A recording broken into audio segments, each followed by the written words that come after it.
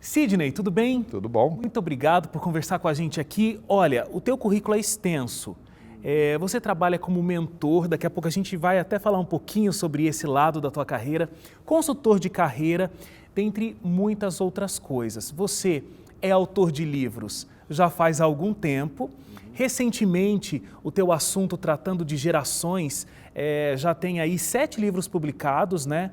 Todos voltados para os jovens, essa questão das diferentes gerações, geração Y.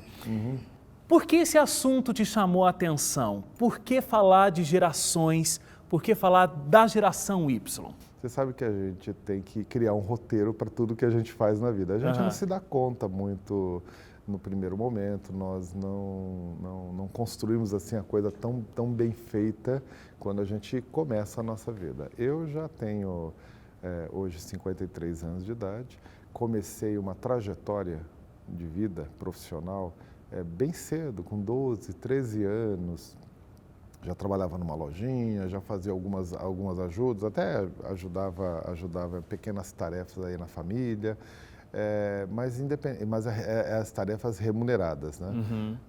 Não era mesada. A família da minha mãe, ela é bastante profícua em buffet, então eu comecei a ajudar como garçom, comecei a servir bebida, essas coisas, a gente queria trabalhar.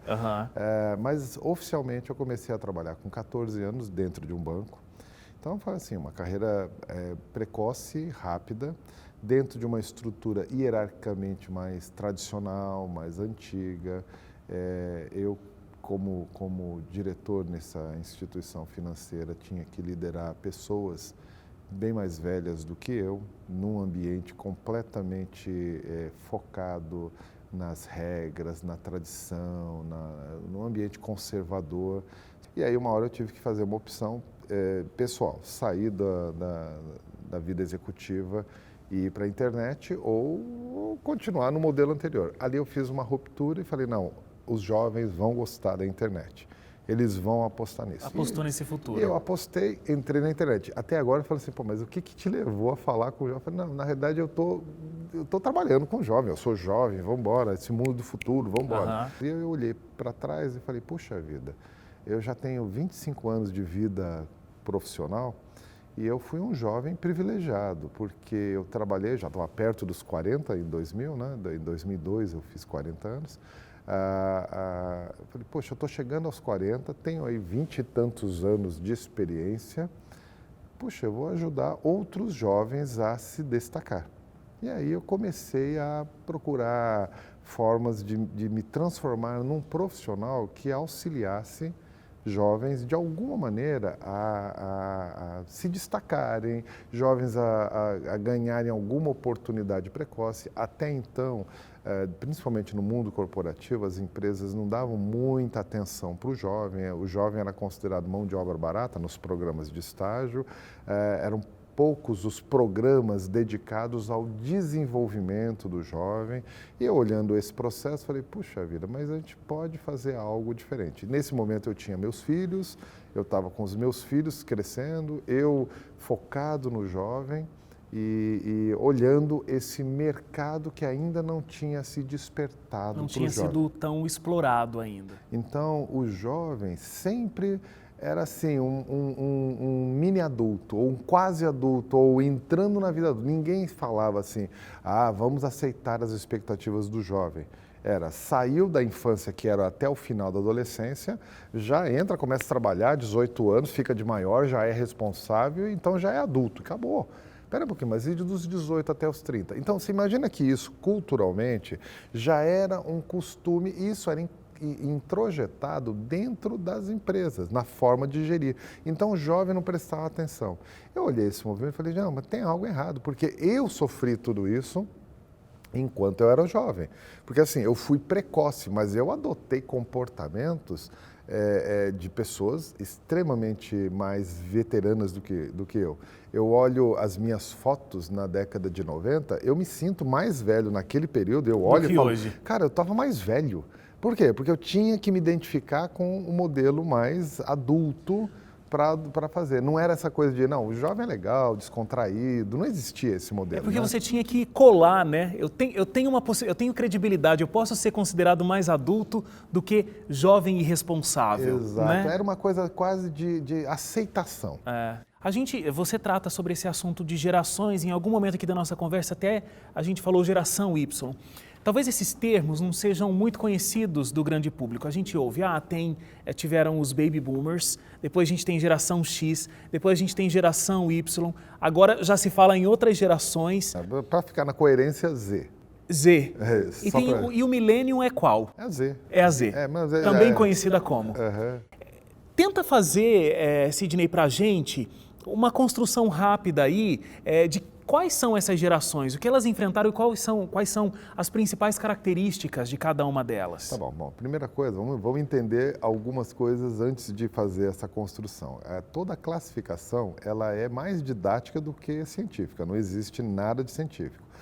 Uma outra coisa, os nomes, eles são nomes atribuídos e, na verdade, eles são nomes que são colocados de uma maneira por alguém que publicou um artigo, alguém que escreveu no livro, deu alguma razão para dar esse nome e houve uma aderência a esse nome. E a outra coisa, a classificação que é por idade, ela tem que ter um corte de início e um corte de fim só para ter um começo.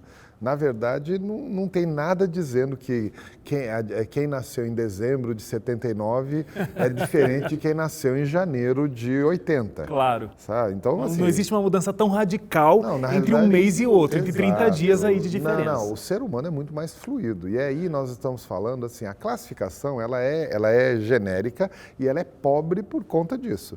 Mas a gente precisa Mas existe uma representatividade. A gente tem que localizar a pessoa. Então, eu costumo dizer que as classificações que estão hoje aí, essas que você deu os nomes, elas têm mais a ver com momentos sociais e tem a ver com um conceito mais genérico de comportamento dos jovens naquele momento social. Nesse momento, começaram a surgir essas classificações. Sim. Então, eu já cito algumas que são conhecidas. Classe social, a classificação geográfica, a de gênero e a de idade. Foi aí que surgiu a classificação. E eles tinham que fazer alguma estratificação.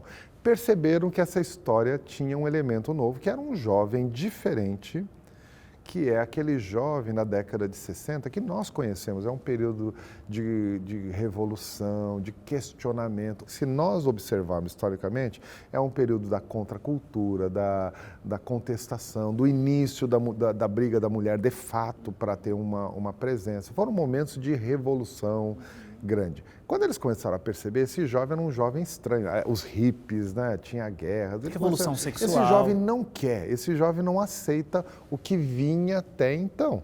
Ou seja, a negação de que existia um jovem. 18 anos, ficou adulto, agora você é adulto e ponto, se vira.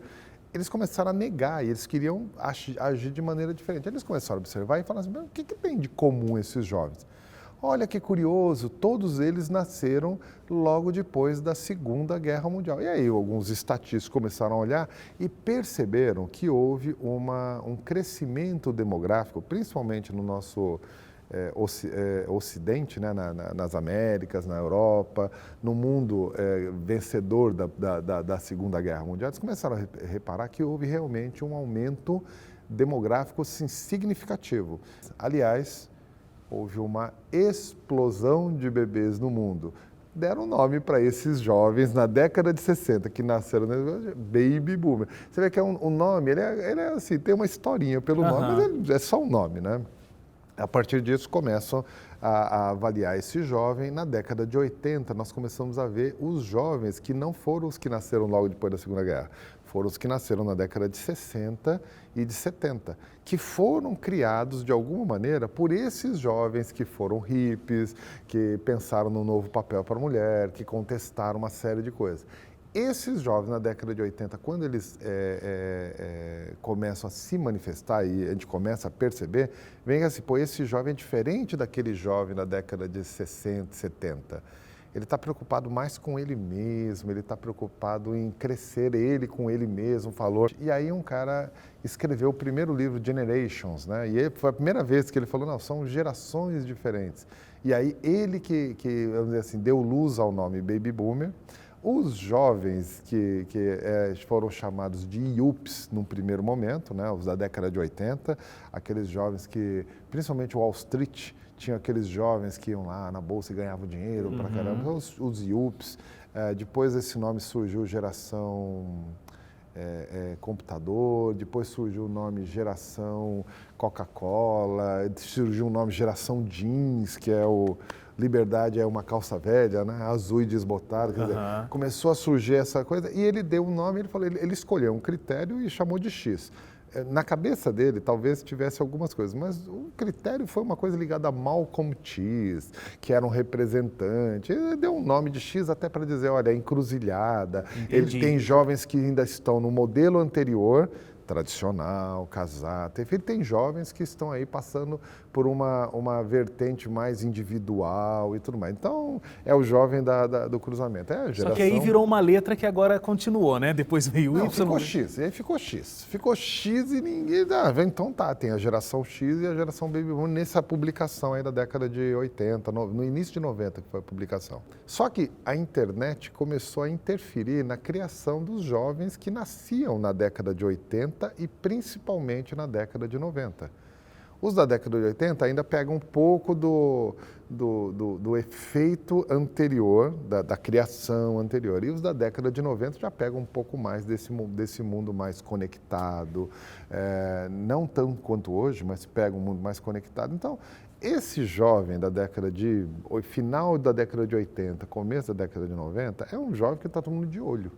E ele entra no mercado, de um modo geral, a partir de 2005, 2007 agora. Quando aqui no Brasil, pelo menos a gente sente aí, a economia já estava num outro patamar. Então ele entra diferente, ele não entra com a mesma premissa que os jovens até então. Você diz num dos seus livros, é o livro Conectados, que a gente hoje é um pouco mais distraído. A gente conectados, nós somos conectados, mas distraídos. Sim. O que acontece? Porque a gente tem o mundo inteiro na palma da nossa mão, né? No nosso celular. A gente está conectado com muita informação, mas essa informação, o que acontece? A gente não consegue assimilar, a gente não consegue fazer um uso tão bem feito dessa informação, a gente se distrai no meio de tanta informação. É esse o conceito? Eu acho que nós estamos entrando numa era onde a tecnologia está tornando o nosso processo de aprendizado um pouco mais preguiçoso. Uma forma de você aprender alguma coisa ou saber de alguma coisa é clássico, é a pergunta. Então, eu não sei algo sobre você, eu pergunto alguma coisa. Você está com esse paletó, onde você comprou esse paletó? Eu não sei, gostei do paletó, e você fala, comprei na loja tal. Então, eu ganho um conhecimento nessa hora, perfeito? Claro. Agora, se eu falo assim, onde tem esse paletó? E você vai, pega o paletó, compra para mim, traz e dá para mim. Eu ganhei algum conhecimento? Não, você ganhou um produto, mas não ganhou um conhecimento. Eu tenho o paletó que era o objeto, mas eu não ganhei o conhecimento, não sei como ir até lá, não sei quanto custou, não sei nada. Você foi e trouxe o produto para mim, perfeito? Claro. Quer dizer, eu perguntei do paletó, mas na verdade eu tive o paletó. Parece mais fácil, aliás, parece mais dentro do caminho. Nós fazemos isso hoje com aplicativos de GPS no carro. Foi o exemplo que estava na minha cabeça aqui. Então assim, é um aplicativo, hoje você não precisa pensar nada, simplesmente põe no aplicativo e você sabe, não só sabe que vai chegar, não, você não sabe o caminho, você sabe que vai chegar, a trajetória mais rápida e a projeção do tempo que você vai chegar naquele lugar. Isso cria um índice de facilidade tamanho que a única coisa que eu não vou prestar atenção é no caminho. O que gera é que a facilidade não é a atrofia só física ou mental, mas ela gera o desconforto num nível maior do que realmente ele é. Gera uma atrofia, inclusive, de atitude. Sim, é pelo desconforto. É melhor... assim, o desconforto... É igual o carro mesmo. Direção hidráulica e a direção pesada é muito desconfortável. Eu prefiro a facilidade do que o desconforto de fazer por conta própria. Agora, Sidney, vamos falar sobre o jovem no mercado de trabalho. A gente tem hoje pesquisas mostrando o alto nível de desemprego entre os jovens. E aí tem algumas características, né, diferentes de outros jovens. Mas ele quer fazer uma pós-graduação, ele quer fazer um mestrado, ele quer fazer um doutorado e depois ele vai para o mercado. Só que ele está cada vez mais preparado e cada vez existe menos possibilidade para ele no mercado de trabalho. O que aconteceu? Quando a gente olha esse movimento de mais qualificação, eu dou um desconto. O jovem de hoje ele não tem tanta qualificação, ele tem tanto instrumento a ter acesso. Tá? Então, ele olha, se expõe mais a isso. Só que, de um outro lado, ele se expõe menos às circunstâncias que essa instrução toda que ele recebeu vai ser testada. Por exemplo? Ele aprende... O exemplo simples. Pensa em atravessar a rua. Você recebe um conjunto de instrução. Pensa quando criança, você recebe um conjunto de instrução, as básicas. Olha para a direita, olha para a esquerda, vai, atravessa na faixa, farol vermelho, farol verde, farol vermelho para, farol vermelho... Instrução, um conjunto de instrução. O jovem recebe essas instruções. Só que esse conjunto de instruções não é suficiente para que uma pessoa tenha autonomia para atravessar a rua. Principalmente crianças. O que nós fazemos? Nós ficamos junto com a criança, segura na mão dela e atravessa ela nos primeiros momentos. E toda vez que você atravessa, você está relembrando as instruções. Está segurando a mão dela, vai atravessar. Você olha para os lados porque já está acostumado. Mas a criança olha? Não, ela está segurando a tua mão, ela está protegida. Segura. Aí você, pera um pouquinho, lembra da instrução. E aí você começa a pôr em prática aquele conjunto de instrução. O jovem, ele não entra nessa parte. Ou ele entra sempre segurando a mão de alguém, ou seja, ele quer uma ajuda para colocar em prática, tá? Ele quer essa ajuda. Ele não alcança a última etapa, que é você atravessar a rua sem ele e do outro lado da rua falar, venha, e ver se ele olha para os lados, se ele presta atenção e se ele tem segurança para atravessar sozinho. Se a gente pensar no processo educativo, a maturidade precisa da teoria, precisa do treino prático e depois precisa da autonomia. Qualquer processo é esse. O jovem está muito super exposto na teoria, muito, por conta de internet, por conta do incentivo, não, você trabalha. O prático que deveria acontecer simultaneamente, ou pelo menos é um processo, não acontece tão rápido. Hoje, o que acontece com o jovem? Ele começa a estudar, e quando terminar a faculdade, aí você vai para o mercado de trabalho. Ok, quando ele for para o mercado de trabalho, ele está pronto, porque é meio que tenta pegar essa parte do meio, pula ela, você estudou, se formou, agora vai lá e você agora... tem que começar a trabalhar, porque você é engenheiro, agora você vai lá fazer trabalho de engenheiro. Essa parte do meio, ela não acontece do mesmo jeito. A gente tenta proteger essa parte do meio. Ou proteger porque ele não está pronto, ou proteger porque você não tem tempo de ficar segurando na mão de ninguém. Sidney, quero te agradecer muito. Foi muito bom conversar com você e precisaria de mais uns 3 programas para a gente esgotar todo o assunto, com certeza. Não é um relatório, não é uma visão simples, confortável do mundo que a gente está vivendo, mas é muito importante essa análise que você fez aqui, porque é realmente um retrato da sociedade que está presente hoje, estão aí. Talvez o nosso grande empenho é permitir esse jovem ter a falha e aguentar a consequência da falha, porque senão ele fica indiferente. Esse jovem está ficando muito indiferente, está assim, não é comigo, não estou nem aí, ele está simplesmente vegetando, andando como um zumbi. Então, nada supera o poder de uma cicatriz.